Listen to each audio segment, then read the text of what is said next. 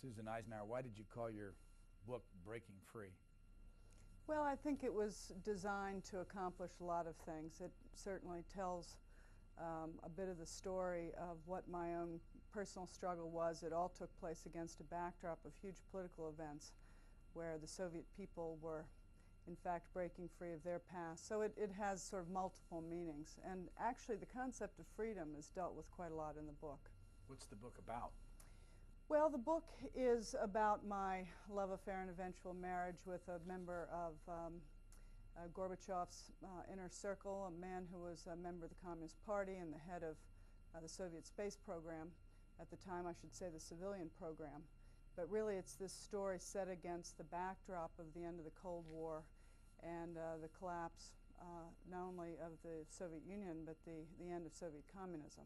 What years did you write about? Well, the main part of the story really takes place between 1986 and 1991, the very last years of Soviet rule. What were you doing in 1986?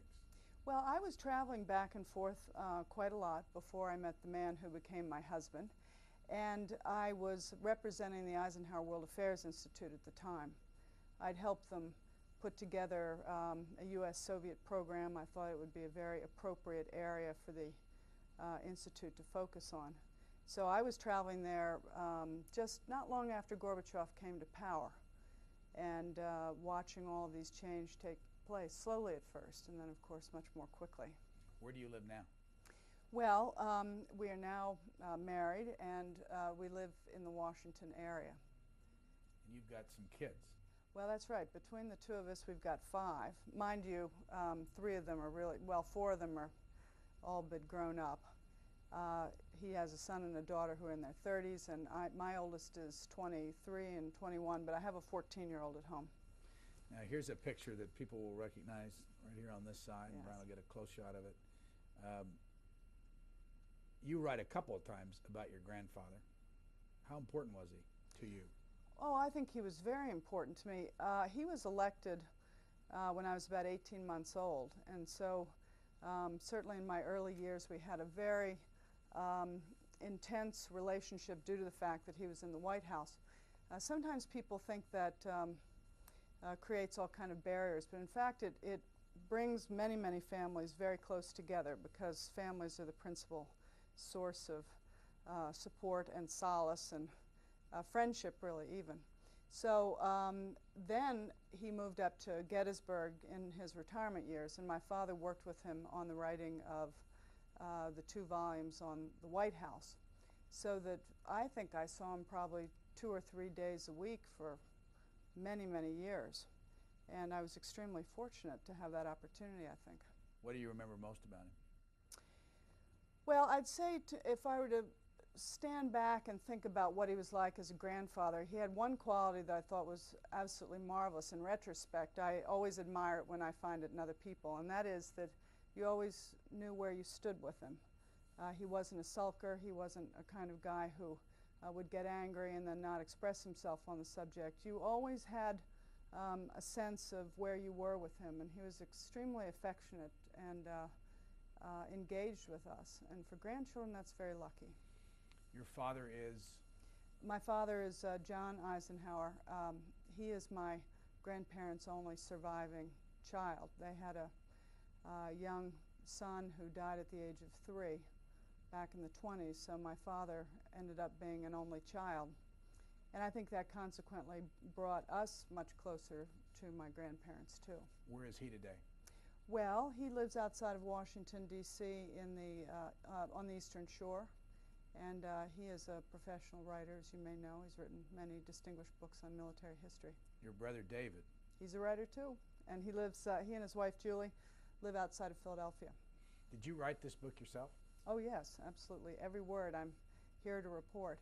But, you know, I have done a lot of writing not only for publication, but I wrote my husband's memoirs, and I've got another book in the works. So this by the way, happens to be a family failing. You know, nearly, I'd say certainly 50% of the family has written books or continues to. So we have a picture here of your husband, and I want to ask you to pronounce his name for us. Well, his name is Roald Sagdaev, Sagdeev, of course, in Russian, you always put the syllable in the middle, the accent on the middle syllable. And his first name actually is Roald. We get all kinds of variations on that, everything from Raoul to Ronald.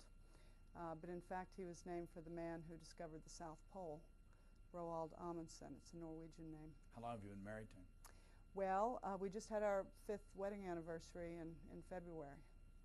So the years have gone very quickly. When did you first meet him? Well, we met in 1987, and this was a return conference that was given by the American side as a follow-up to a conference I had co-chaired the year before in the Soviet Union. This, in 1986, we had put together the first open policy debate in the Soviet Union. It was the first time American officials had debated their Soviet counterparts in front of a televised audience. It really created quite a sensation at the time in 1986.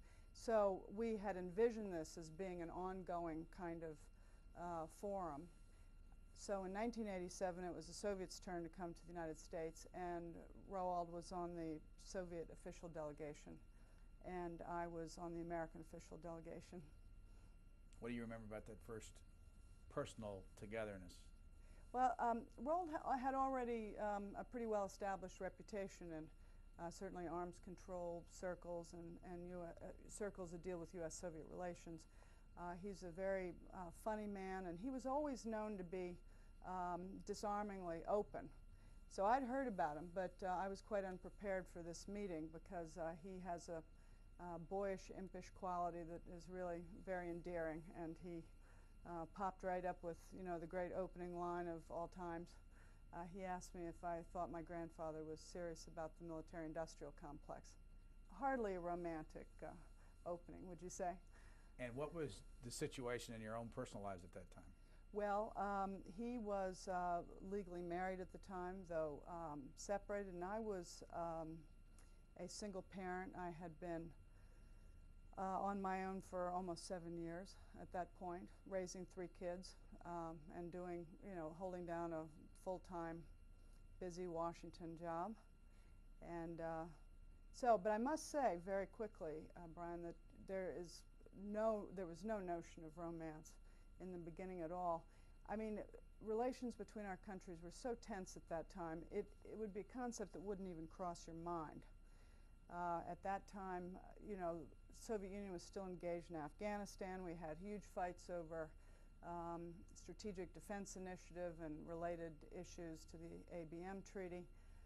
There were refuseniks all over Moscow. Andrei Sakharov had just been, actually, in 1987, he'd not been let out of captivity just yet. So, I mean, things were very tense. The fact that we struck up a friendship immediately was extremely surprising and unusual and rare, and frankly, I thought uncomfortable. What's the difference in your age? I think 19 years.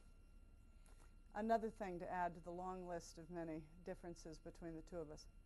What's he doing right now, your husband? He teaches physics. His title is Distinguished Professor of Physics at the University of Maryland.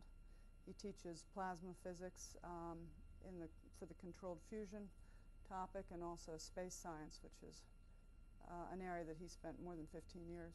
Is he still a Russian citizen? Yes, he is. Mm-hmm. Think he'll ever become an American? Well, I think that's a highly personal decision. I had an ex-husband who was an Englishman, and I was under tremendous pressure. This was when I was just married, under tremendous pressure to become a British citizen, and I just didn't want to do that. In his case, I think he always had many differences with the regime and was extremely outspoken. He had become a Communist Party member under real duress and coercion because he was already running the space program by that time, and basically they kind of linked his ability to continue to do scientific projects to his becoming a member of the party. So he was never an apologist for his country, but loving your country and being attached to your country is quite different than who is in power at any given time.